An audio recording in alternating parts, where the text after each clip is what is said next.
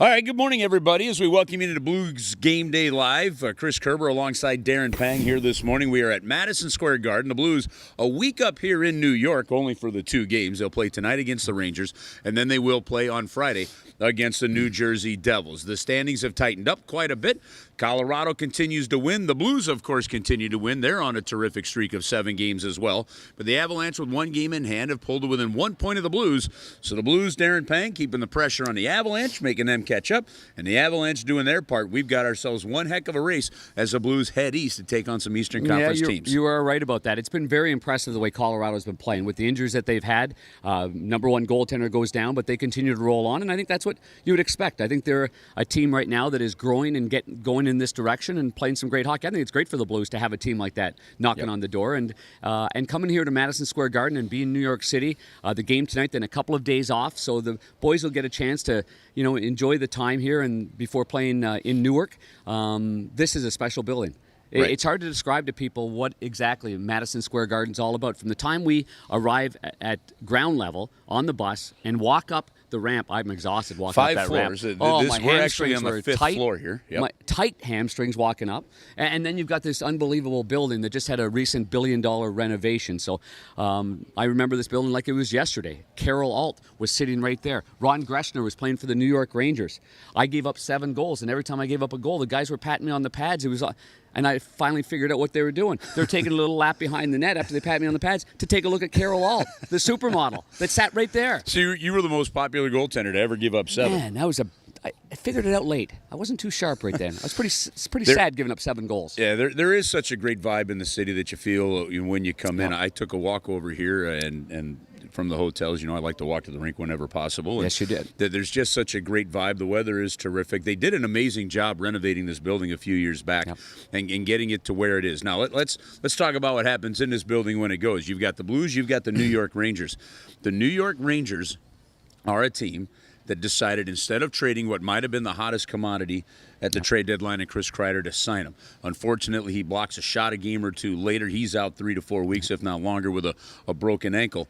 Their goaltender on basically their up-and-coming star potential goaltender in Shesterkin ends up in an unfortunate car accident in Brooklyn with a broken rib. He's out for a while. So they still have Georgiev. They still, of course, have Henrik Lundqvist. And they are just 4 points out of a playoff spot. So once again, the Blues battling one of those teams that has a lot to play for and should come out a bit desperate. And they've got some players that have had unbelievable years. Obviously, when you look at Panarin and the kind of player he is, he hasn't changed at all since he broke into the NHL as an unrestricted free agent. It's hard to believe that he wasn't drafted by anybody. Chicago Blackhawks, they make a trade that stunned the hockey world and not in the right fashion. And then he ends up here in New York under the guidance of our good buddy John Davidson and the great group here in New York. Well, then you've got Mika Zibanejad. When he came over from Ottawa, I wasn't sure where he would. Is he a number 2 centerman? Can he carry the load as a number 1 guy? These two guys are red hot. And so then they've got some defensemen like Adam Fox that can really make plays from the blue line, much like what we just saw with the Dallas Stars with John Klingberg. I mean, Klingberg's ability to get pucks through, we saw that, tying the game up late. Adam Fox has that elusiveness about his shot as well. So this is a dangerous team. There is no question about that. And I don't know. I think Jordan Binnington, coming in here, he's 1-1 against the Rangers. He's 5-0 in his last 5. The goals against average is minuscule. Want to know what it is? It says 1.58 on your sheet. And he's stopped almost 93% of the shots that have come his way. He and Jake Allen have been on fire. So I think the Blues come into this position real good. The only thing, and we'll update you during the course of the day, because the Rangers aren't skating, the Blues will have a skate, is the health. There is a flu bug going around here, and so we'll update you on any players that may or may not be playing. All right. One of the things that's real interesting when you look at where the Blues sit right now, that as we mentioned at the onset, 1 point ahead of Colorado in the standings, is the comparison of this year and last year since Craig Berube took over, and the records are doggone close. Is that unbelievable? It's phenomenal. Last year, Craig Berube takes over, and he's 38-19-6 to get the Blues in an improbable playoff spot, and they pushed for number 1 in the Central. This season, he's 39-17-10. Almost identical, basically. It's remarkable. And the way that he gets the players to play. It's a hard way to play. Your first forechecker has to go in there, like Jacob De La Rose in the last game against Dallas. I thought he was excellent.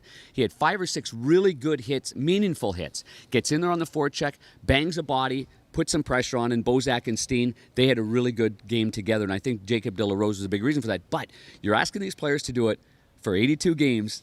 It's a lot easier to set that up for a 4 playoff series because you are just so fired up for every one, and everything is so meaningful. I give the Blues credit because when they've gotten away from their game a little bit, they find out what that movie looked like, and they get back to it right away. They get back on the tracks. I thought they did a good job against Dallas in the last game doing that. But you can't have that kind of a record either, Panger, when you're not playing up to snuff the way you think you could play at your best. You don't have that kind of record without finding ways to win, even when you don't have your best. And that's one of the things that they've done. Now, one of the reasons is the consistency this season of Alex Pietrangelo, who once again has put up 50 points and is having another very good season. Yeah, well, right now he's one shy of 50, so he'll get that 50th point. And he would join only Jeff Brown and Al McGinnis to have 3 50-point seasons on the blue line for the St. Louis Blues. I mean, Hall of Famer and one of the greats of all time, Chris Pronger. I know he was on a defending role a little bit more. Maybe didn't get as many points, but he had one 50-point season for the St. Louis Blues. So, I mean, you look at that company. That's elite company for Alex Pietrangelo. And here's another guy. Just a few games ago, he wasn't feeling very well, but I think he's bouncing back. He's got his game going now at the right time. And another guy defensively that's really played well. And you have to look at him as one of the best. I know everybody looks at his shot, looks at his skating. But I don't know that there's much better out there in terms of a defending defenseman than Colton Parayko. How about February for him? Best month he's ever had. 6 goals, 6 assists, 12 points in 14 games. And you're right. He could have 0 points, and it wouldn't bother me. It'd be, we'd still be talking about his defending. But it is nice that he's added that element of confidence on the offensive side. I mean, how many players do we talk to that say, if he just shoots it every single time? He shoot it every single time, and something would happen because he just puts a little scare in the opposition, and he causes such commotion and chaos for the opposing team. I love this the almost that crescendo of anticipation. Well, who was it in the last game? I'd have to go back and watch it, but there was one play where he went to tee it up, and I forget the forward that came out. He absolutely flamingoed and leaned to the left. Yep. And I don't blame him. I sit on there and go, I think it was Cogliano. I think it was Cogliano that took it. Yeah, exactly right. Cogliano took one of the shots. He took one of them and then the next guy came out and he said, no thanks. Get out of the way. The goalie has the pads. Well, you do that a couple of times early on, like Al McGinnis used to do and all the big shooters used to do, then you're going to get more space. Right. They're going to back off. They don't want any part of that. Yeah, it's not worth a broken ankle or a broken foot. Terrific kid, terrific. We'll keep our eye on Colt as well. And see how he's feeling today as well. So, all right. So health is part of the story today. The team has not hit the ice. We haven't had a chance yet this morning to get with Craig Berube to find out exactly what is going on there. But of course, the Blues do have some extra players on the trip, as they have some healthy forwards and Vladimir Tarasenko's here. Vladimir is back on the trip as well as he continues to try and get better. His shot. Well, I'll tell you what. I watched practice the other day with him, and they put that shooter tutor in net. And he just started picking the corners, dink, dink, dink, dink, dink, dink, just going around. Metal Marty, they call that shooter tutor. Well, Metal Marty had a horrible save percentage on Vladimir Tarasenko. That's all I know. And there was no Carol Alt sitting behind it either when you look at it that way. Good story, huh? That's a fantastic story. So we're here at Madison Square Garden. Blues face off against the New York Rangers. The face-off is at 6 o'clock St. Louis time. You can catch Darren and John on the TV side on Fox Sports Midwest. Chris Butler filling in for Joe Vitale, who is back home with his wife as they are expecting their 4th child.